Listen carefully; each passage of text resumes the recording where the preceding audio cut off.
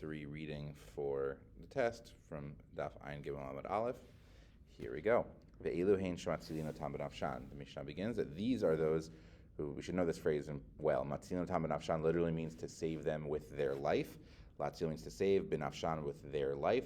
We'd mentioned that we can define it in a few different ways, but we're going to say that we'll focus on that you can save the victim with the life of the sinner. Basically, that you can kill the sinner to save the victim.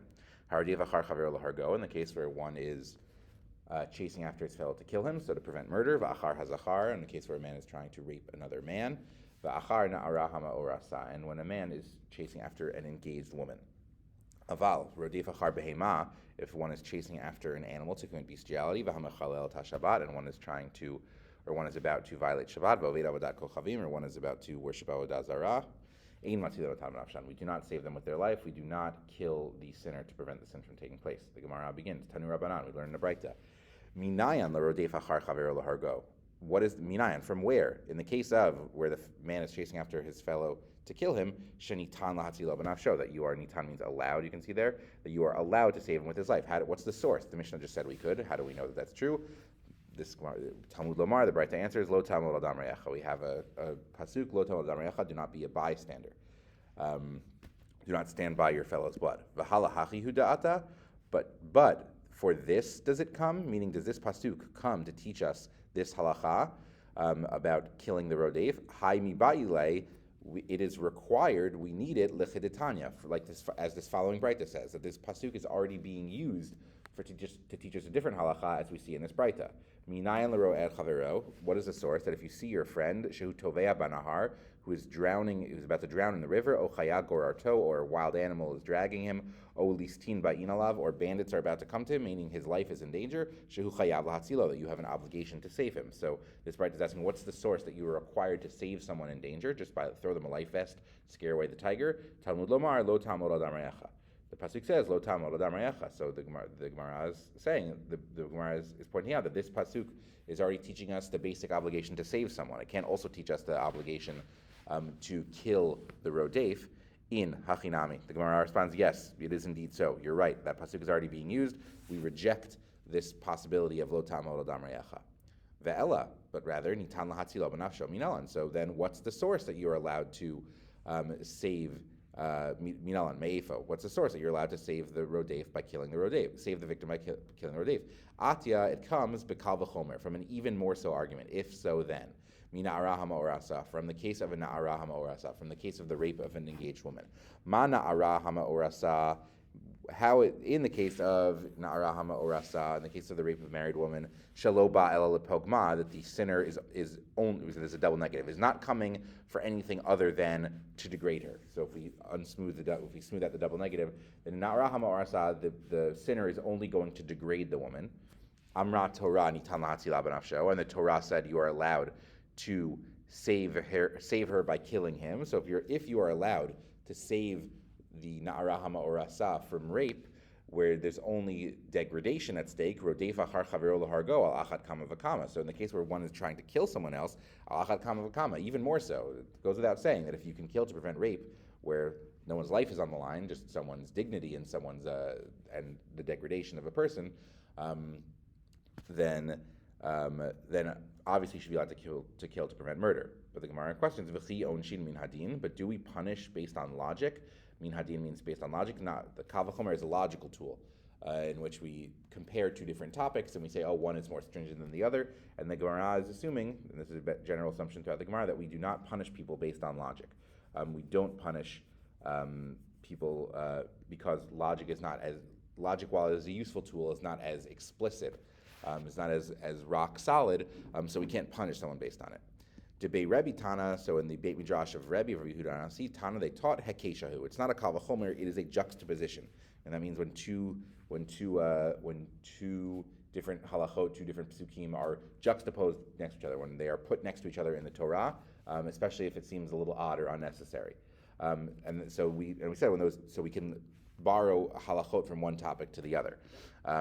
So the hekesh is found here. Ki kasher yakum ish arehe u'ertzachon nefesh. We'll scroll over to number 2. So footnote 2 here points to this pasuk. Lo na'ara lo taseh davar. Don't do anything to the woman. This is from the psukim of na'ara hama'orasa, where a married woman is raped. So don't do anything to the young woman. Ein la na'ara chet mavet. The na'ara did no sin deserving death. Ki kasher yakum ish arehu.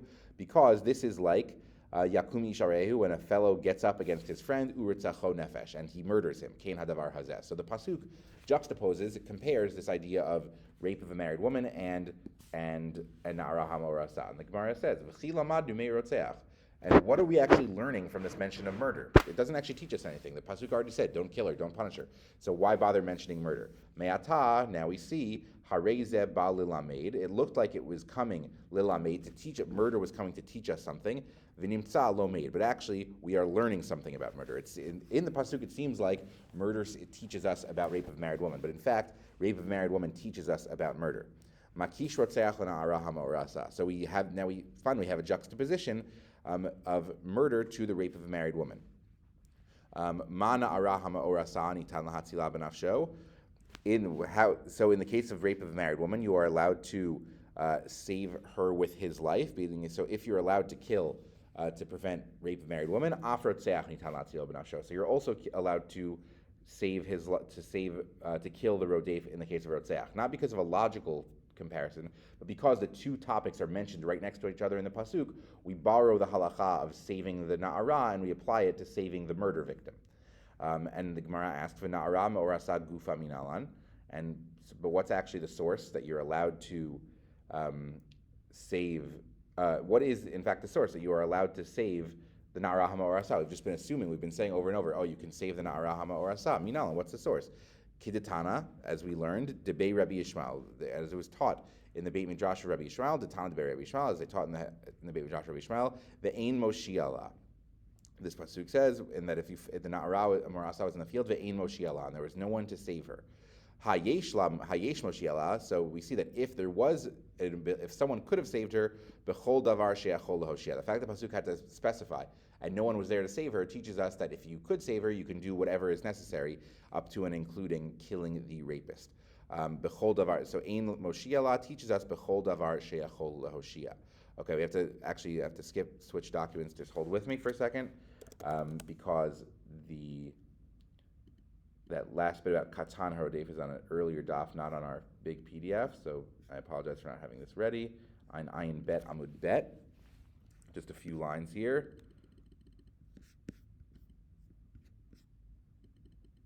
So, we start with Amar Rav Huna. Amar Rav Huna. Katan Harodef Nitan Lahatzilo B'nafsho. If a minor is chasing someone, if a 10-year-old is trying to kill someone, Nitan Lahatzilo B'nafsho. You are allowed to save him with his life. You're allowed to kill the katan to prevent the murder from taking place. Kasavar, Rav Huna must think, Rodef einot sarich hatra'ah. Rodef does not require a warning. Lo shna gadol, lo shna katan. Doesn't matter if he is an adult or a minor. And we're going to see this Rashi here. Kasavar Rav Huna, so Rav Huna must think, Rodef ein sarich hatra'ah. Rodef never requires a warning. Le'inyan lahatzilo b'nafsho.